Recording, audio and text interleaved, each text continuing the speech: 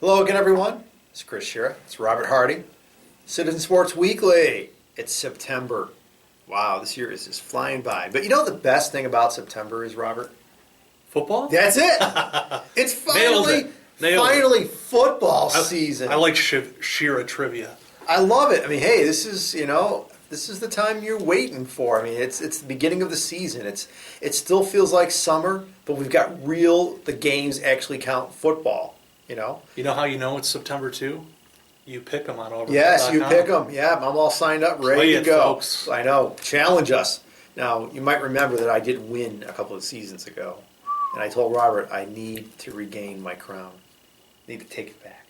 Now, we'll see what happens. It's all good fun, folks. We like to have fun with these things. So obviously, the biggest story in the NFL isn't a game. It's, of course, Tom Brady, Deflategate. You might have heard, unless you've been living underneath a rock for the last 8 hours, the judge ruled in favor of Tom Brady. The 4-game suspension is bye-bye, although the NFL is appealing. Of course they are. Yeah. So this is a legal process. Yeah. So NBC's happy because, of course, they have Tom Brady playing next Thursday for the opening game against the Steelers. ESPN's happy because they have something else to talk about for the next week, right? Okay. The Patriots are happy because, Tom is back. I mean, he's never left, but he's here. Real quickly though, getting into this whole thing, it's a farce. Okay, this thing was botched. It's just the NFL. I don't know how these guys keep messing things up. Well, I think I know it's Roger Goodell's fault, right? I mean, I understand it's a professional sports league. It's not anything criminal. It's not like we have law enforcement or anything here. This is a private business and how they run their things. Obviously, they have agreements with the Players Association, so there's contracts to live up to. But this whole thing's botched. I mean, realistically, from the beginning, what the NFL should have did was just fine Tom Brady $500,000 and be done with it. Or if they were going to suspend him, 1 game. Okay, really. I think the NFL decided that they try to set an example here, that they were going to look like they were, law and order and everything, and I think it backfired. So I just want to get this thing done with because I'm tired of talking about it. I'm tired of watching it. I didn't watch any ESPN today, not 1 second. Okay, that's probably smart because I just am tired of it. So, Robert, your thoughts about it? I'm on your same wavelength here. I think in terms of the NFL's handling of this. To me, and I tweeted this out earlier, I don't think Tom Brady's innocent by any stretch of the imagination, but the NFL's handling of this is what made it worse.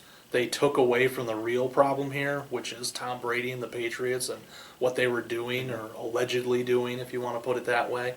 And now you shift it onto how the NFL handled this, which was poorly. Mm-hmm. I mean, there's a lot of missteps along the way, and of course the decision today by Judge Berman that said, this suspension is out the window. It's done. Tom Brady can play. So, the NFL put themselves in a bad position, Roger Goodell specifically, and there's a track record here. The handling of the Ray Rice situation, the loss in the Adrian Peterson case, and it makes you wonder if the owners are finally going to step up and say, look.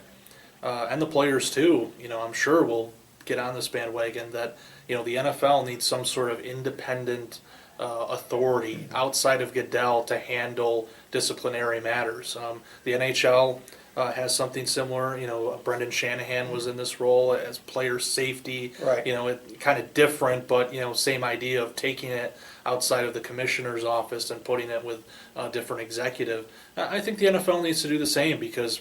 At this point, Goodell's credibility is, out the window. He really has none. And, how do you go forward with certain, hot marquee or high-profile cases and, look at him and trust what he's doing? You know what I would do if I were Roger Goodell? And I mean this half jokingly and half seriously. Okay. I would say we need to hire somebody who's going to handle all these things, who's, I won't say independent of the league, but he's not in the commissioner's office. I would hire Ed Newman to do this, to be the head of player discipline. And you're probably thinking, who the heck is Ed Newman? Ed Newman is a former guard for the Miami Dolphins of the early 80s. Played on the Super Bowl teams with Marino, and he's a former offensive lineman for the Dolphins. He's also a judge in Broward County, Florida. So here it is, you have a guy who is a former NFL player who knows what it's like to play in the NFL, but is a judge. And as we all know about judges, they are impartial. So I think that'd be kind of cool, even if it wasn't Ed Newman, but pick an NFL player, a former NFL player who is a lawyer, a judge. Alan Page, who's I don't know if he's a Hall of Famer, right? Maybe played for the Bears and the Vikings. Another guy who became a judge, but get an NFL player who is far enough from the game that you can't be accused of being a current, a buddy of the current players, but someone who knows the league, has played in the league, but yet has the legal background and skills to be a very competent and skilled, disciplined official. You know who I think would be good for this role? Steve Young. Steve Young would be good. Absolutely. Yes, absolutely. Steve Young. He's got no offense to Ed Newman. No, of course not. I'm kind of on this Ed Newman Steve bandwagon. Young is a great, here's a guy who went to law school, correct? Chris Collinsworth could do this. Wow. He's not going to give up his nice gig on Sunday Night Football, but Chris Collinsworth has a law degree. We can just figure out which one pays more, Sunday Night Football or... Tim Green could do it. Tim Green could do it.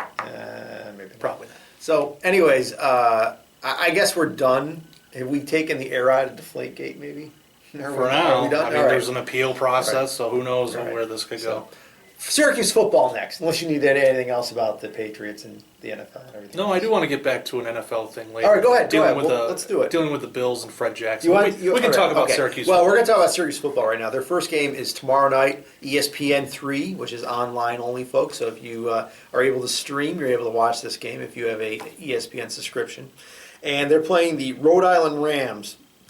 The Fighting Rams. The Rams. And I believe the Rams, they play in the CAA, I believe, the Colonial Athletic Association, right, yeah. which, of course, my alma mater, the Albany Great Danes, are a member of, too. So this game, if you look at it on paper, obviously it should be a mismatch. I don't even see a line for it in our odds in our newspaper. But remember, Syracuse struggled with Villanova last year, and they go to overtime to win that game? I don't think Syracuse can take anybody for granted. Okay, maybe they're playing like Cornell or Colgate, but any competent football championship subdivision team, FCS, which used to be 1AA. I think Syracuse cannot take anything for granted. Okay, and I think that Syracuse will win this game. They should win it big because Villanova actually is a pretty good 1AA team. Okay, so that's not a surprise. But Syracuse should win the game big. But I'll tell you, man, I would still be weary, and we'll see what happens. But this whole Syracuse season, I mean, there's a lot of transition here. We have a new athletic director at Syracuse, and, I think he's going to look at some things. I don't think, unless the team really tanks, I mean, goes 1-11 or 0-12 or maybe even 3-9, I can't see Shaver getting canned unless the wheels really come off here. So I think this is going to be like a transition year where we're going to see, does Schaefer have the potential to be a good Division I coach? And if he doesn't show it this year, I think he gets one more year. That'll be year 4, I believe. And I think then you're going to have to maybe do something. So I think next year is going to be the big year for Syracuse football, not this year. I disagree with that. I think this year's a big year for Schaefer in a lot of ways. You mentioned the new AD. Right. That's going to be, I think, a big determination of whether he has a future, whether he has that 4th year that you mentioned. Syracuse football is kind of in flux right now. They lost that big recruit that they were going to bring in, Robert Washington. They were talking about him at the time, being the possible next player to wear number 44. When they were talking about this, when we were talking about it on the video, that's the player everyone had in mind, this big running back prospect out of North Carolina. And, he said this week that he is decommitted. He had a verbal commitment, and he's no longer fulfilling that. So, it's, this game coming up, it's the start of the season. You hope Syracuse can post some big numbers in this game. But who knows? We really don't know what this team's going to look like. They're pretty young on defense. Yeah. That's, of course, Schaefer's specialty, so we'll see how they play there. But, Terrell Hunt's back at quarterback. Yeah. He hasn't exactly been a model of consistency over during his tenure at Syracuse. So we'll see what this team has to offer. I'm not expecting any more than 4 or 5 wins out of them this year. Yeah, I agree with you. And that even that might be a stretch with being so young on defense. But we'll see. They've got some games on the schedule they could win, and that's why they play the games, as they say. I mean, I think the first 4 games are at home, actually. Yeah, I think that's right. Of course, one of them is LSU, which, oh man, that ain't going to be pretty, that's for sure. Yeah. So SEC team. Yeah, well, and a good SEC team. I mean, we'll see what happens. But again, I just think that this year, I mean, again, it's just they're still transitioning from Marone to Schaefer, and the fact that Schaefer was without Hunt for most of last year, like I said, it's just. I still think he needs another year or 2 before you can make the decision. This is the guy for the long term. I mean, you like his attitude, you like his fire. He seems like the kind of guy that can, he's not afraid to show his temper and get on his players to play harder. And there's nothing wrong with that. That's old school football. But like I said, I think that it's going to be some time. And like Robert said, 4 or 5 wins. That's what I would be expecting too. No bowl game. But you never know. I mean, maybe Hunt is the second coming of Donovan McNabb or Marvin Graves we'll see what happens. Or Ryan Nassib, You never know. I mean, look at, I'm thinking back, one of the Marone teams that went to the Pinstripe Bowl, they were only projected to win 4 or 5 games too, and, look what they did. So, who knows? I mean, they do have to play the games, but, on paper, this team just doesn't look good this year.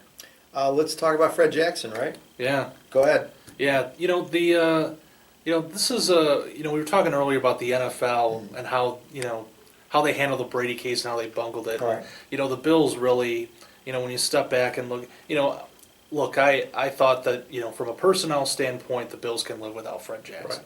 Right. He is an older back. He does make more money than say a Carlos Williams, who they drafted in the 5th round of the draft this year. So. They have depth at running back. They don't need Fred Jackson. But, the way they handle this, the talk about Doug Whaley going rogue and the fact that, there were certain people in the organization that didn't know, you really have to question how they handle this. And, it really, I think, kind of distracts from, what this team is trying to achieve this year, letting go of a player like this in the way that you did it. It's one thing to, make a good judgment call and include all the players in it, all the front office players, I should say. But, the way that they handled this, I thought was, just a mess, when you look back on it. And, Fred Jackson deserves better. He spent 8-9 years with the team, one of the best backs in Bills history.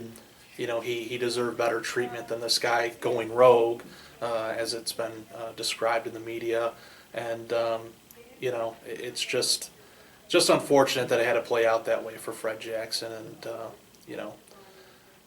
now we hear that LaShawn McCoy is kind of iffy for week 1, and so you really kind of sit back and question the decision as a whole. So. Well, I think that there's never an easy way to release a popular player. Oh, I don't think there ever. I right. think whether.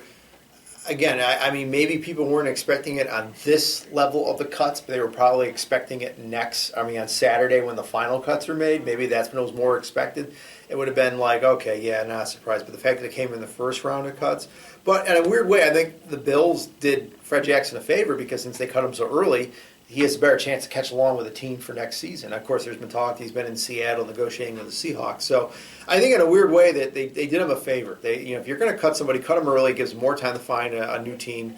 And again, it's just never easy. I mean, especially when you're a popular player. I mean, it's just you want to think that it's like the old days, and you're only going to play for one team, but that's obviously that's a fantasy nowadays. It's just not going to happen much in modern times. So.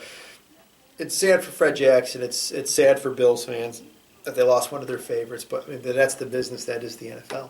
Yeah, I mean that's the point I've been trying to make in discussions with friends of mine who are Bills fans. That I mean from a business standpoint, I get it, and I have no problems with the decision that they made. There's no easy way to do it. Mm-hmm. It kind of reminds me of when Brian Moorman was cut a few years back. Bills punter, beloved player, was with the team for a long time.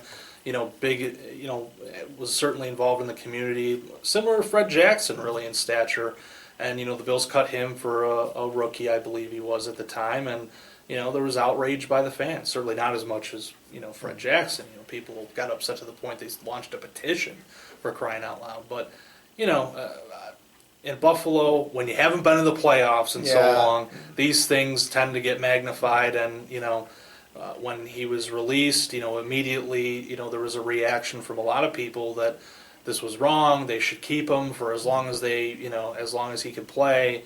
And, that's just not reasonable in today's NFL, unfortunately. Yeah. So, all right, wrapping it up. I'm all set. All right, we're done here, folks. Hey, enjoy college football this weekend.